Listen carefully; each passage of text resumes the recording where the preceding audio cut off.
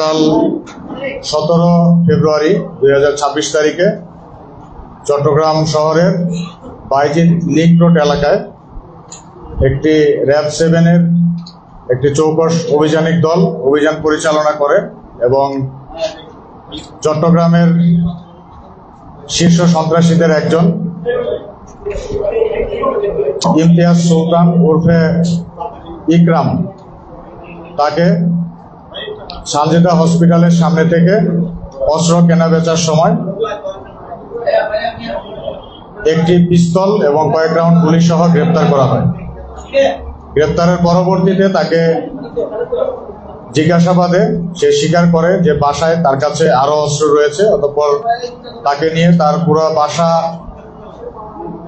Search করে তার বাসায় ওয়ার্ড্রবের ভিতর থেকে আরো একটি পিস্তল পাওয়া যায়।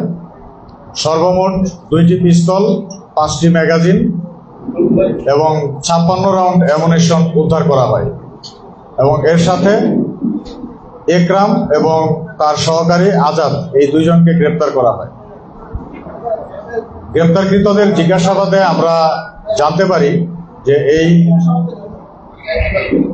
একরাম 2018 সালে সংঘটিত চাঞ্চল্যকর তাসফিয়া হত্যাকাণ্ডের একজন আসামি ছিলেন এবং সেই হত্যাকাণ্ডের আসামি হওয়ার কারণে সে গ্রেপ্তারের ভয়ে বাংলাদেশ থেকে পালিয়ে ভারত হয়ে দুবাই চলে যায়।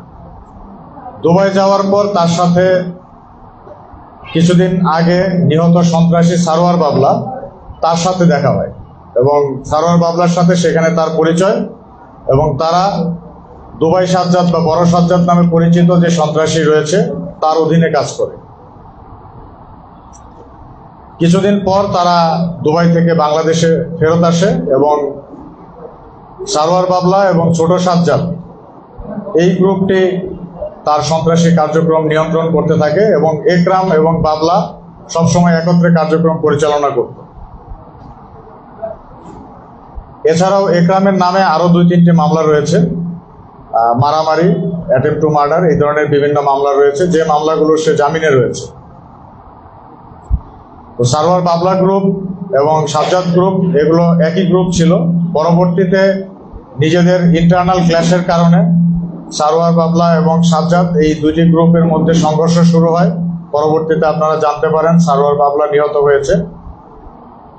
সাজ্জাদ গ্রুপ এবং তার সহযোগী রায়হান, ইমন, মোবারক এদের মাধ্যমে সে গুলিবিদ্ধ হয়ে নিহত হয়েছে এবং এই একরাম যে সন্ত্রাসীটা গতকালকে আমরা গ্রেপ্তার করেছি সে এই সাজ্জাদ গ্রুপের একজন কুখ্যাত সন্ত্রাসী ছিল। তো অস্ত্র অ্যামুনিশন সহ তাকে আমরা গ্রেপ্তার করতে পেরেছি আলহামদুলিল্লাহ। এখন আমরা আইনানুগ প্রক্রিয়া অনুযায়ী পরবর্তী কার্যক্রম গ্রহণ করব। ধন্যবাদ।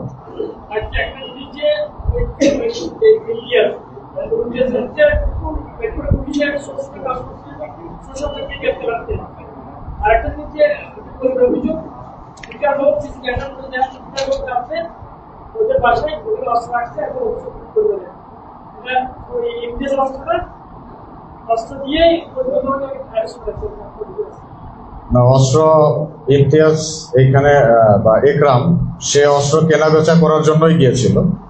তো সিসি ক্যামেরায় যাদেরকে দেখতে পেয়েছেন তাদের সাথে হয়তো তাদের ডিল হচ্ছিল। তো আমাদের অভিযানিক দল সেখানে হিট দেওয়ার পর একরাম এবং তার সহযোগী আজাদ এই দুইজনকে অস্ত্র এবং অ্যামুনিশন সহ প্রথমে গ্রেপ্তার করে। হ্যাঁ, দুইজনকে গ্রেপ্তার করা হয় এবং পরবর্তী তাদের ব্যাপারে অবশ্যই ব্যবস্থা গ্রহণ করব। আমরা এই দুজনকে অ্যারেস্ট করতে পেরেছি, তারা পালিয়েছে। আর বাকি যেটা পেয়েছি এটা তার বাসায় তার ওয়ার্ড্রপের ভিতরে টিভি রেখেছে যেখানে, সেটার নিচে ওয়ার্ড্রপের ড্রয়ারের ভিতর থেকে পিস্তল এবং অ্যামুনিশন উদ্ধার করেছে।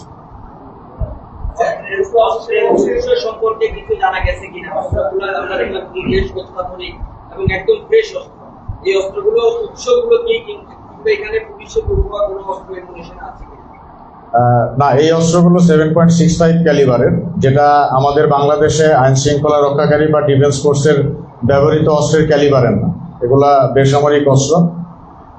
তার কাছ থেকে আমরা তথ্য সংগ্রহ করেছি সে কোথায় থেকে এটা ক্রয় করেছে এবং এই রিলেটেড ব্যক্তিবর্গের তথ্য আমরা সংগ্রহ করেছি, আমাদের কার্যক্রম চলমান আছে। ইনশাল্লাহ সফল হলে সেগুলো আপনাদেরকে জানাতে পারবো।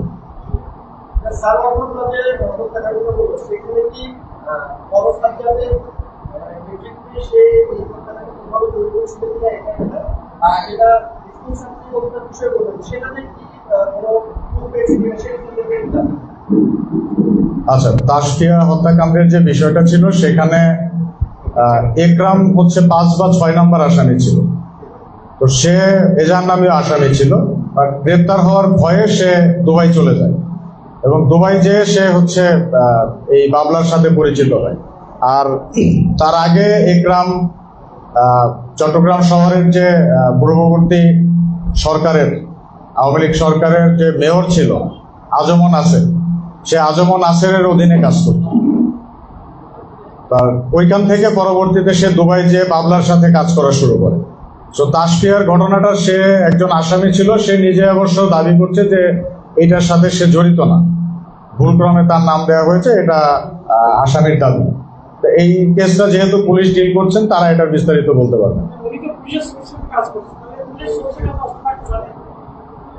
আচ্ছা, সোর্সের যে বিষয়টা আছে, আপনাদের আশেপাশে প্রায়শই অনেককেই দেখা যায় নিজেকে পুলিশ, র্যাব, সেনাবাহিনীর সোর্স দাবি করে অনেক কিছু করে।